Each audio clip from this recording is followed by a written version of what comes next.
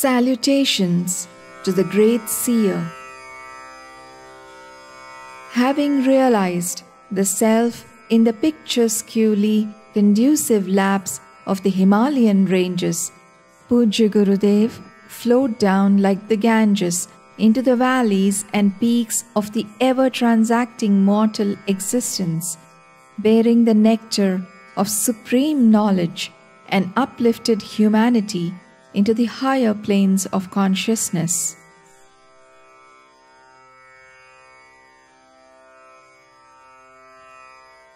Subjective science. Not that they never had any objective sciences, but after the objective sciences, they felt that that is not the way to reach happiness or peace and shanti for the people. That may bring about a lot of wealth, but that never brings real joy, satisfaction, sense of fulfillment. And they thus came to discover something deeper, something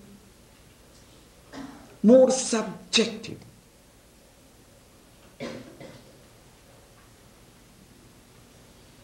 In their dissatisfaction with the external pursuits, they were turned their attention subjective.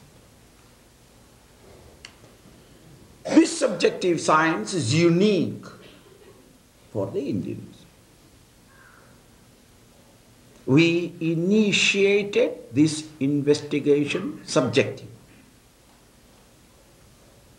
Later on, the various prophets and saints and sages did emphasize the idea or the subjective, but it was the contribution to the humanity historically by the Vedas.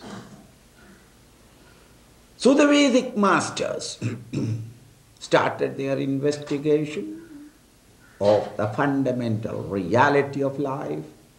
Perhaps they exhaustively investigated the outer world, as we are doing it with modern science, discovered various beauties first, then the vitality and strength inherent in nature. Thereafter, they went one step further.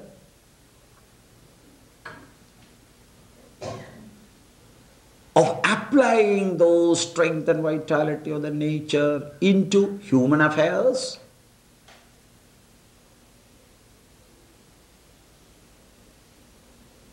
The secret weapons and such other applications. But they found that that is not the way to find happiness.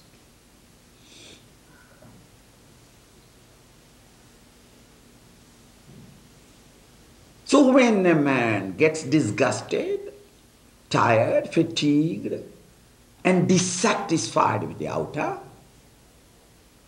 man sinks. It is a dissatisfaction of a present that whips man and this community to progress forward in search of satisfaction and fulfillment. Thus they came to recognize or investigate into the subjective personality, layer after layer, the human being, to come to the spring of all life. And there they exploded into a realization, not discovery, realization, that the essential spring of life in me is the one spring of life everywhere. All lives that I am recognizing now are all nothing but play of this one infinite self. Such masters are generally in the Himalayan valleys. They are constantly in the state of meditation. They don't leave their laboratories. They are doing research, dedicated, lifelong research scholars. They are not advertised. They don't, because they don't want a crowd. They want quiet life of contemplation.